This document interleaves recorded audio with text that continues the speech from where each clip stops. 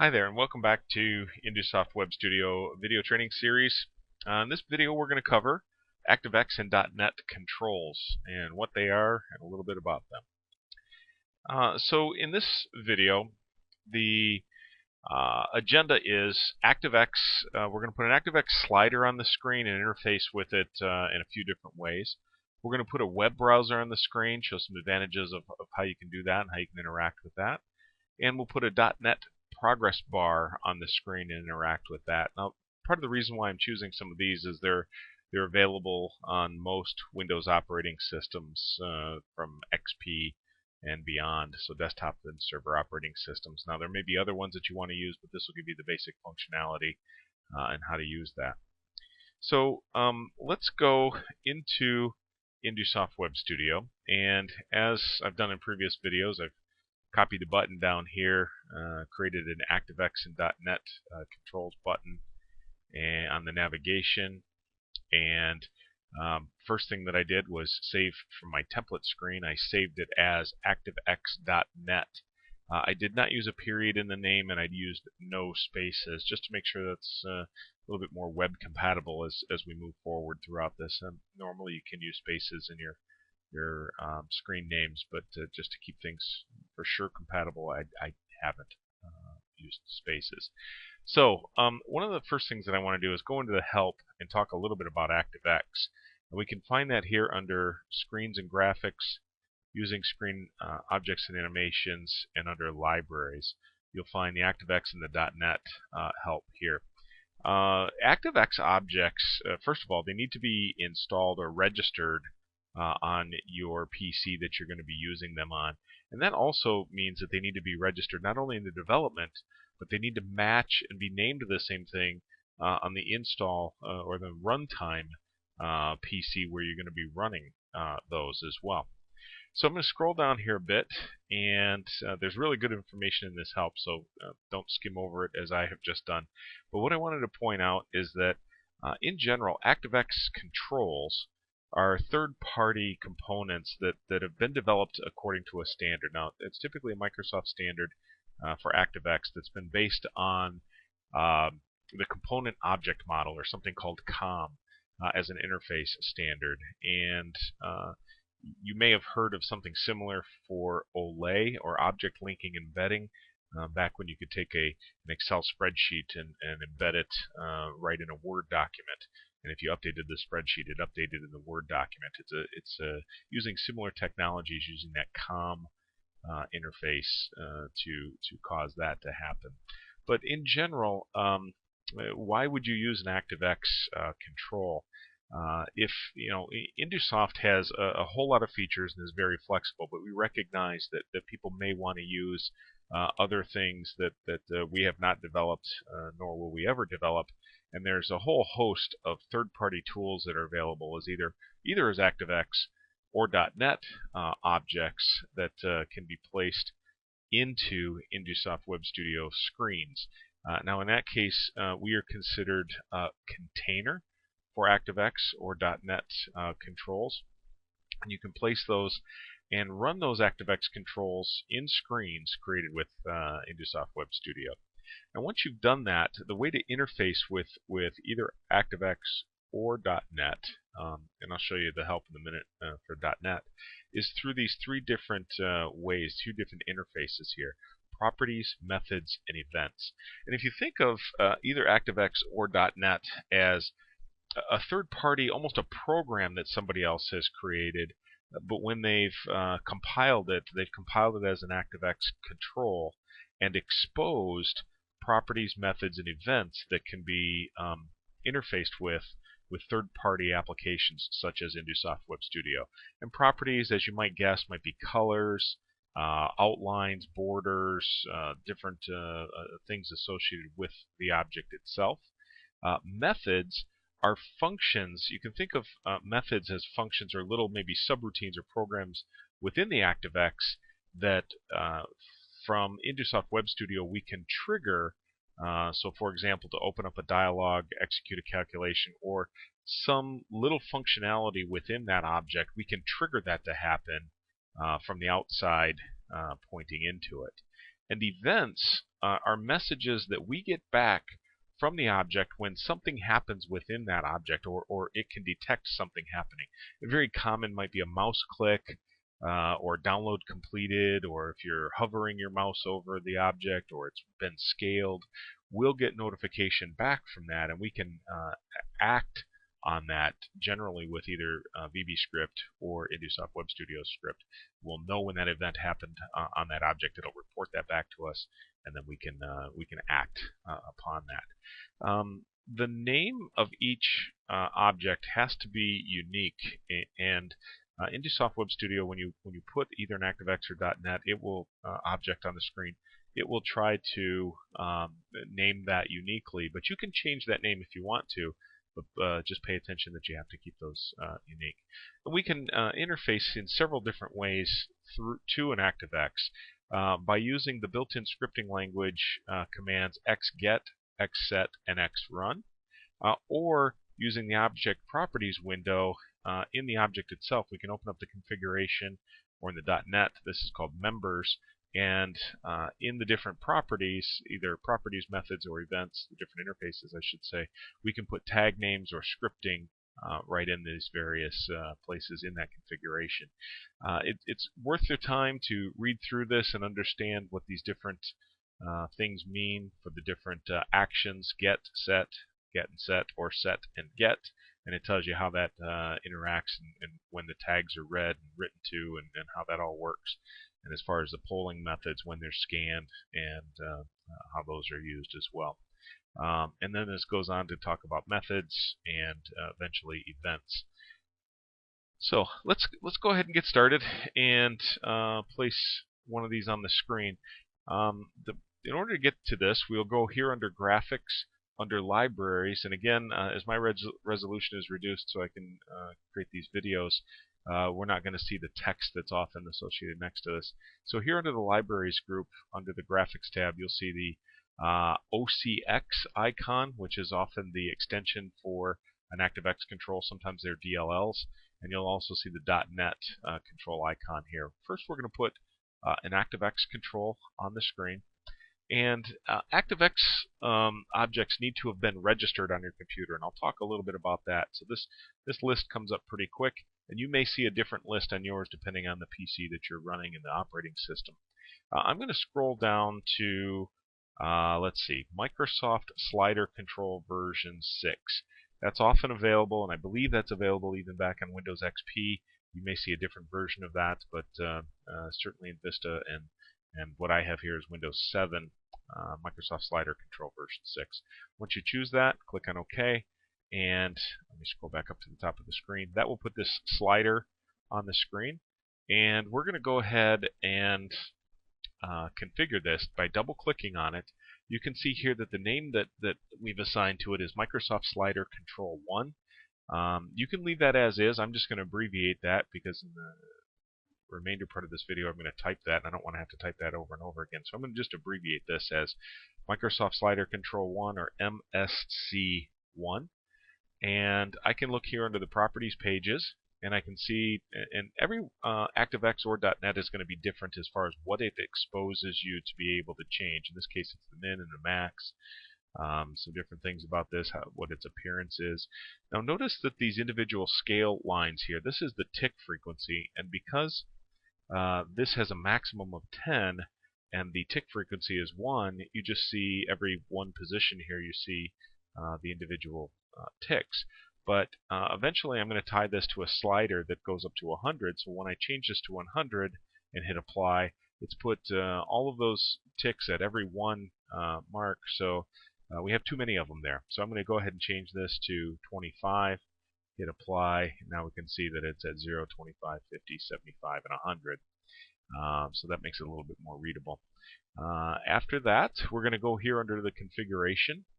And here is, as we mentioned before, the properties, the methods, and the events. Now, the different properties, methods, and events that are available for each ActiveX or .NET is determined by the developer of that ActiveX control or the .NET control. And they may be different. They may be a lot of them. There may be hundreds of them, or lots. I've seen many, too many to count. before, or there may be very few. In this case, there's only 4 different methods that we can get at for this particular um, control.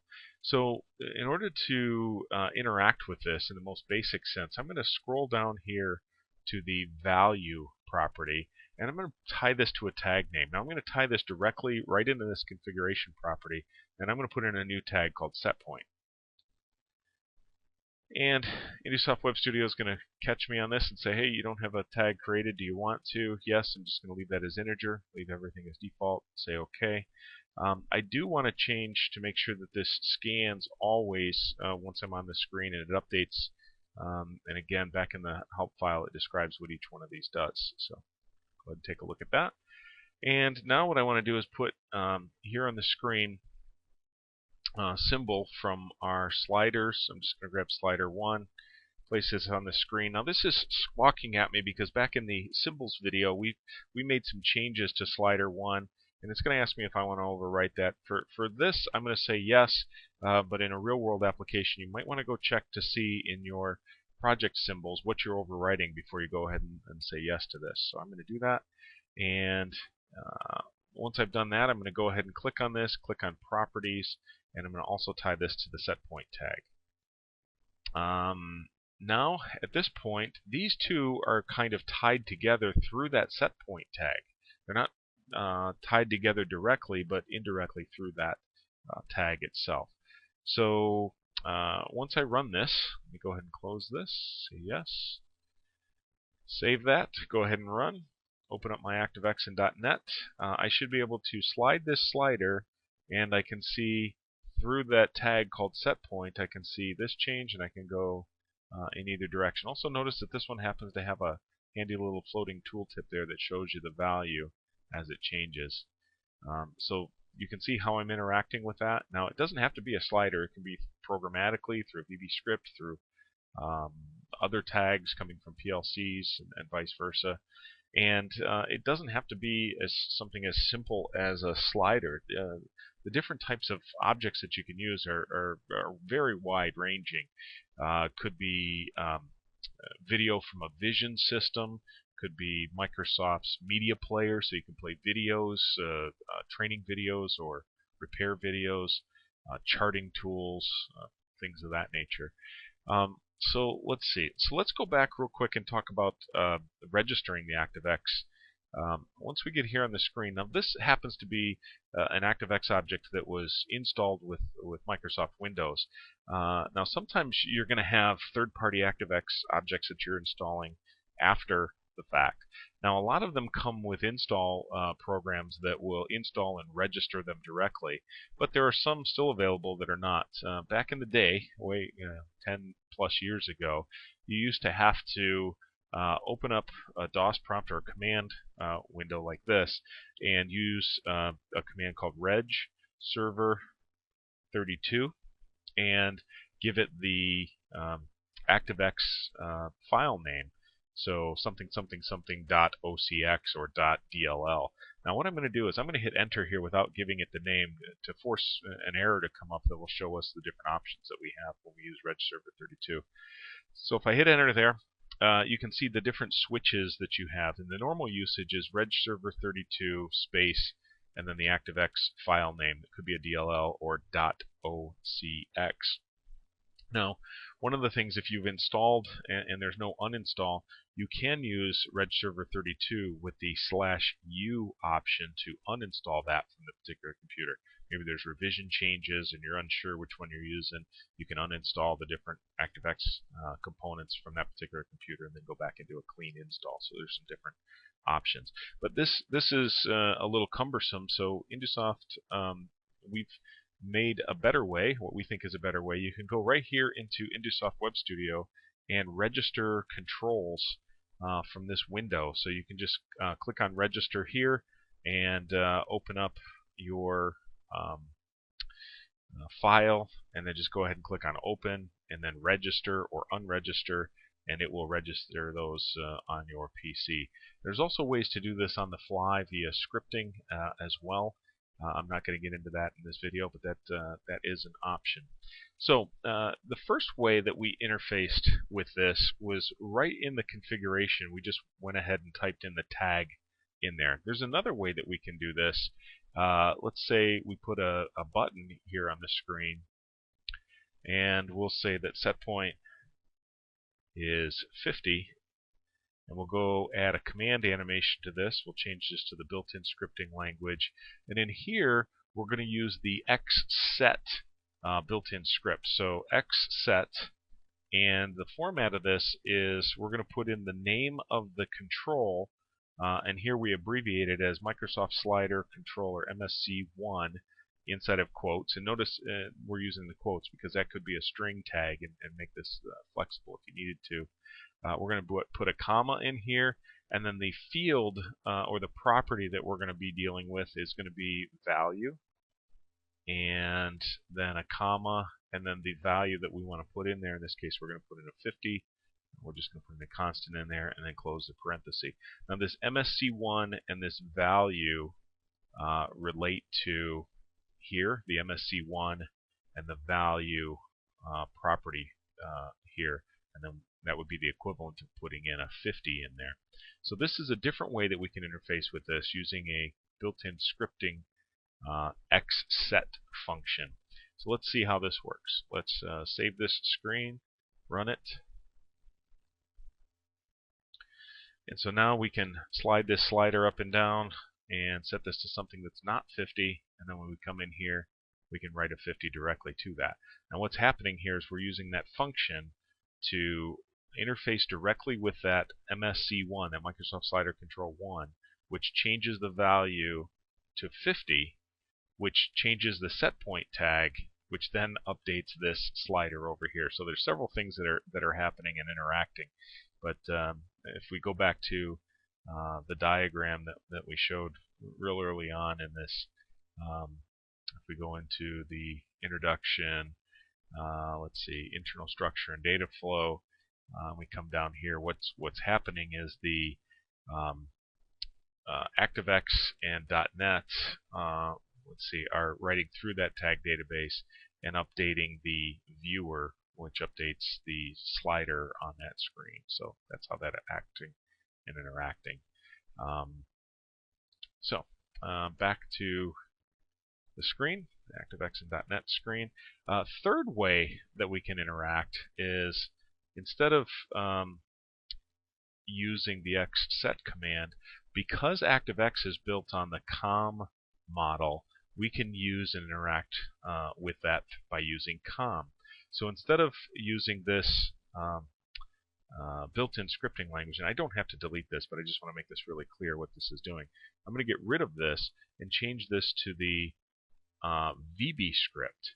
And now in the VBScript, what I can do is I can directly relate to that Microsoft Slider control. So I'm going to give it the object name, MSC1, and then if I put a dot, IntelliSense kicks in, and now I can see the different properties and different interfaces that I can get at. And here I'm going to choose the value property, and then I'm just going to set that Microsoft Slider Control 1 value property equal to 75, let's say. And we'll go back to the button and change this so it reflects what we're going to really write to there. So here I'm using, let's see, here I'm using the property directly into that value, the set point tag directly into the property, the value. Here I'm using the xset, and here I'm using the COM interface through VBScript and programmatically changing that. So let's see how that all works. They should all work and function properly. Let's see if I've done this right. Let's go in here. So we got the slider working. We can set that to 50. We can set that to 75, so we can see all three of those different ways to interface with that working. Exit this. Let's go back into the help real quick and dive into the .NET help here. And you can see here in the .NET components that properties, methods, and events are very similar to the way that we would interface with the ActiveX. And because the .NET controls are not registered on the computer. It may take your computer a little bit longer to find them and call them up. So you may see this list once you try to put that .NET control object on the screen. It may see this take a little while to populate, but it will eventually come up. And let's see. Also, because this is .NET and it's based on .NET, and it's not based on the COM model. The third way that I interfaced with VBScript and programmatically interfacing with that slider, that is not available when you're dealing with .NET. The only two ways that you can do that are via typing right into the properties of the .NET control, or with the xset, xget, and xrun as well. So again, I encourage you to read through some of the help system if you're working with this, to see some of the idiosyncrasies, or not idiosyncrasies, but the ways that you act and interact with the .NET properties, methods, and events. And let's see, I think that's all I wanted to show there. And go back to the screen. Oh, before we get into the .NET, I did want to do one more ActiveX thing. Let's go ahead here on graphics and add another pretty common one that you might run into, which will be the Microsoft web browser, also known as Internet Explorer. I'm going to go ahead and click on OK, and I'm going to take this Internet Explorer window and I'm just going to enlarge this a bit. I'll make this a little bit wider, a little bit longer here, get a little bit more space on the screen. Move these buttons out of the way a bit. And now this Microsoft web browser, this does not have any pages that are compatible with how we can use it, so we don't expose that interface. But here under the configuration, we can get at the properties from here. Methods and events as well. And you can see that the methods, if you remember in that slider control, there was only 4 different methods. So you can see there's a whole bunch more here. And that's depending on what the programmer of that particular ActiveX or .NET control wanted to expose. So each and every one are different. So here under properties, let's take a look and we can see some different things that we can get at here. In this case, I'm just going to go to the methods. And I know from experience and looking at the documentation, and you really need to look at the documentation for third-party ActiveX or .NET objects. That's not provided by Indiesoft. That's going to be provided by whoever wrote that ActiveX or .NET. In this case, it's Microsoft, and you can find documentation online for these objects.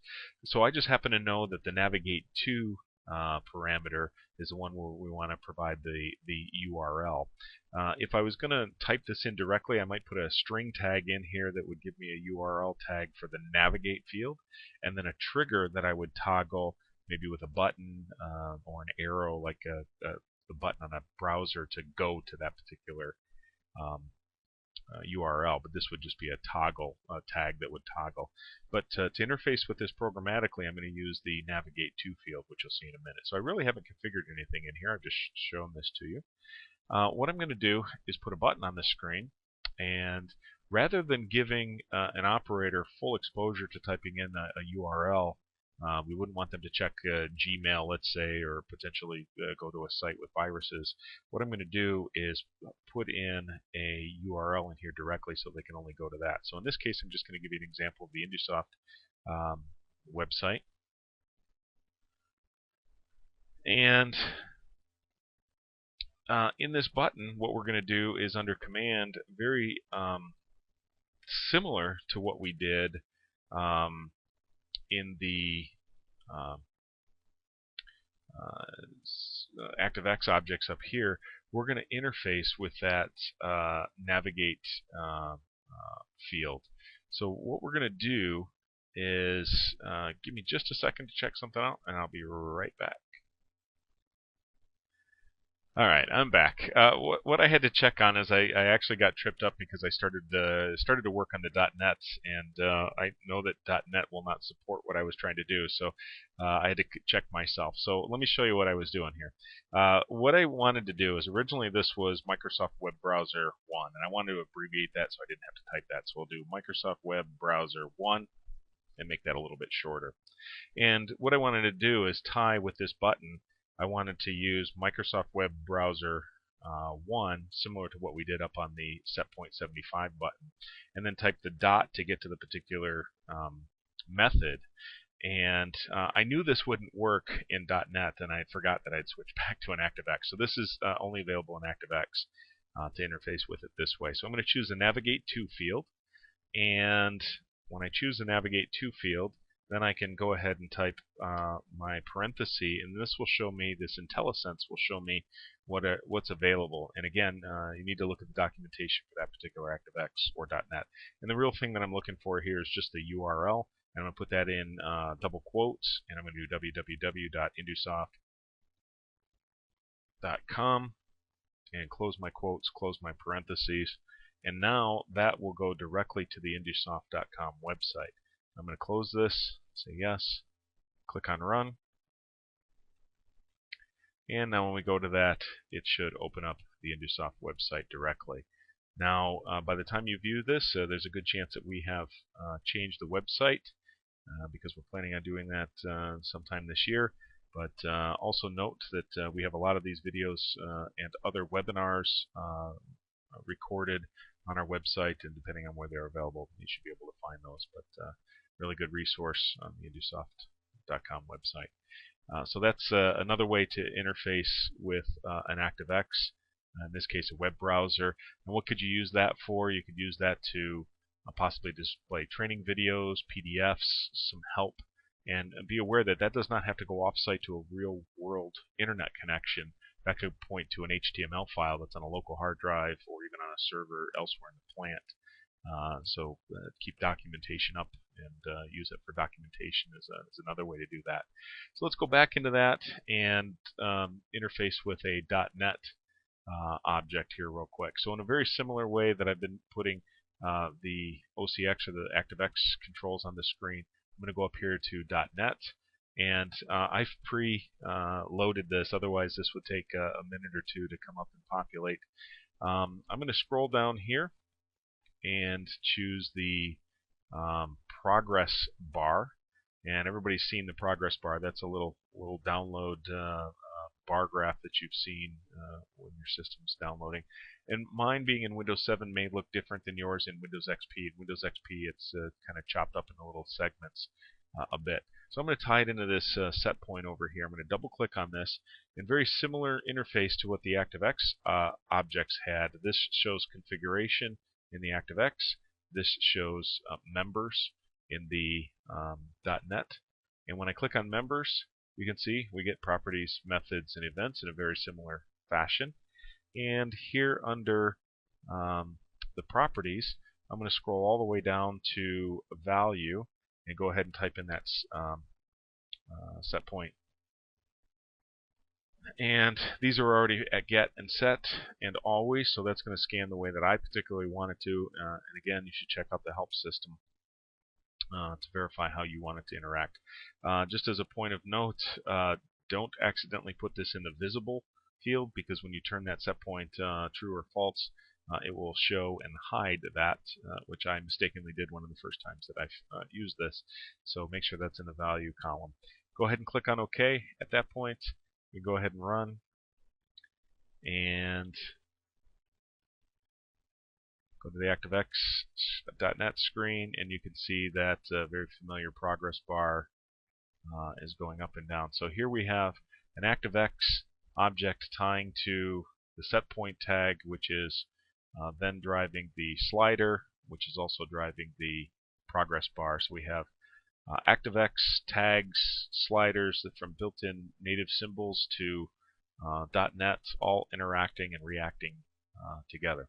Something else that's critical to point out when you're using ActiveX or .NET, they have to be, if you're using them on thin clients or you're using them on embedded or Windows CE applications, that you need to make sure that those are available for that particular operating system that you're using or for that particular client, and they're installed there. Otherwise, you'll find a mismatch and they won't work properly. What are some ways that you could use this. I've mentioned some of these through the video, but just to recap a bit, functionality not available in IndieSoft Web Studio, certain charting tools, reporting tools that go above and beyond what we have built into the product. You can display training videos. So, for example, instead of using a web browser here, you could use the Microsoft Media Player and play training videos or help videos, show somebody how to replace a filter on a machine, some process that needs to be done. Vision systems often have ActiveX or .NET objects, so you could embed those right in the screens. Charting controls, I think I mentioned. And so there's numerous things that you can do with ActiveX and .NET functionality to expand the overall functionality of your IndieSoft Web Studio project. Hopefully you found this informational and informative and fun, and learned something from it. If you have any feedback, please feel free to contact us at info@indiesoft.com, or you can get a hold of us on our website. There's all the different methods there. Thanks. Have a great day.